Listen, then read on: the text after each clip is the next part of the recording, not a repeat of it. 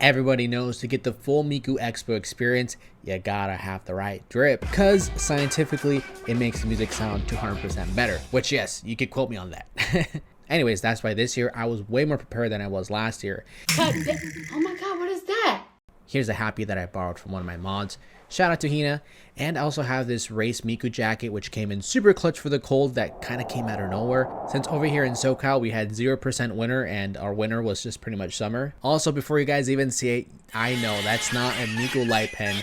That's the one thing I was missing, and I honestly didn't like the pastel pink they had for the light sticks this year. Like, because don't get me wrong, I like some girly stuff. I like some stuff that's a little more on the feminine side, but even I have my limits. Like, you're never gonna catch me rocking some pastel pink. Now I'm from Orange County, so heading over to LA is always a mission. Luckily, when it gets like this rainy weather, many Californians avoid driving, which rightfully so. A lot of people, when they drive in the rain out here, they act like they can just respawn if they crash. Now, after I made it to the venue, this is like the first thing that I see.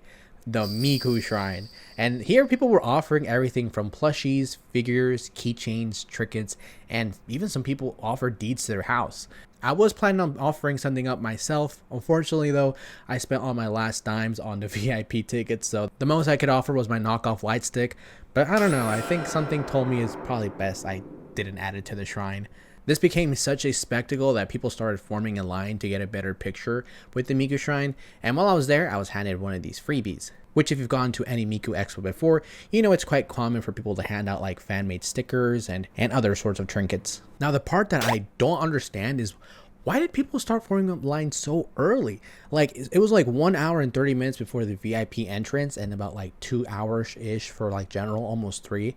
So like, it makes zero sense. So I don't know who's gonna tell these people, but it makes zero sense to do, since the merch line also was on a different line that wasn't associated to this. So people were just lining up for like legit to line up. And the reason I dislike people forming up lines so early is because it genuinely kills the vibe. Before this, people were doing different activities, getting together, interacting with each other. And after that, people weren't doing anything, and the cosplayers who were already there were completely forgotten about. I guess the only people it makes sense for are people who have VIP tickets, since we have our own dedicated merch section, right? Well, guess what? That line was pointless as well. Because VIP shared the same merch line as General, which have our own fancy little section to buy merch if everything has already been sold out. Like, am I supposed to enjoy the luxury of waiting a fraction of a second as a General line across from us? Like, is that some type of perk that I'm not understanding? Like some type of hierarchy thing?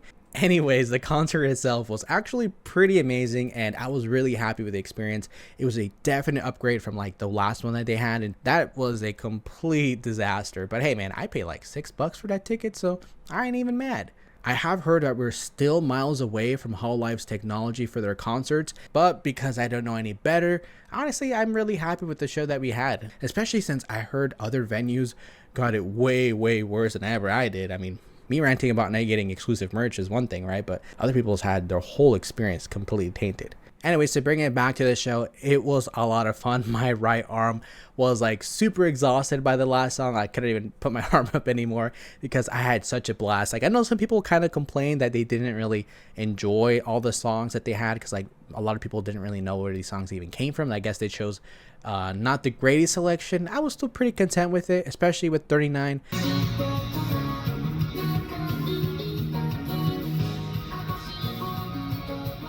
I really enjoy that song. I don't know why it makes me like super like teary. I think it's because like we see Miku throughout the years just grow up alongside us, and I don't know, I think it reminds us that we're getting old.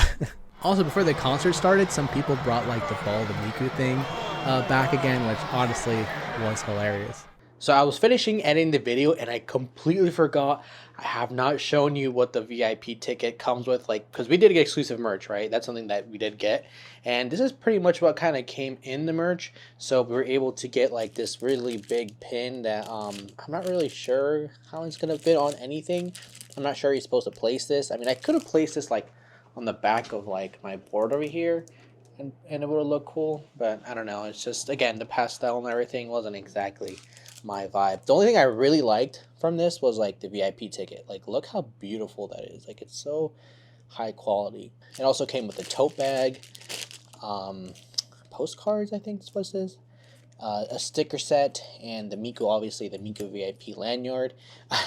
Now at the end of the show, they end up dropping these strips at the concert. I decided to grab them and then eventually include them when I am selling this Miku pack, because I'm actually not going to keep it. I'm actually going to be selling it, and I was able to sell it for like, I think, let me see, 165. So not bad at all. Hopefully I could recoup some of the money that I spent on the Miku Expo ticket, which was like, I think the VIP ticket was like 226. With that, I could actually afford to go to another concert. So really happy. And that pretty much concludes it for Miku Expo's vlog. Make sure to subscribe for more anime adventures here in SoCal.